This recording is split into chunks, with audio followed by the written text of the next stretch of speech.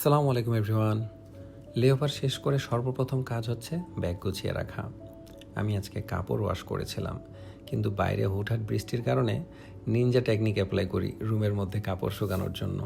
মা, আপু আর ভাগিনার জন্য কিছু জিনিস গুছিয়ে কুরিয়ার করে পাঠাই। তারা দূরে থাকে, বাট ভালোবাসার কখনো দূরত্ব হয় না। জিমে যাওয়ার আগে ভাই ব্রাদারদের সাথে একটা কফি খাই, দেন জিমে। আমার একটা খুব ইচ্ছা 130 কেজি ওয়েট দিয়ে স্কোয়াট মারবো, বাট আমি জানি না এটা কবে পূরণ হবে। আমি আজকেও ফেইলর, তবে জানি রেকর্ড একদিনে হয় না, তৈরি হয় প্রতিদিনের চেষ্টায়। ডিনার করে আমি বাইরে যাই। আমার ফ্রেন্ডের কিছু জিনিস ছিল দেওয়ার জন্য, আর একটা বাইক রাইড আমার খুব দরকার ছিল, তাই বেরিয়ে পড়ি। বাসায় ফিরতে একটু আমার লেট হয়ে যায়, কিন্তু কালকে আমার layover flight again two Jeddah.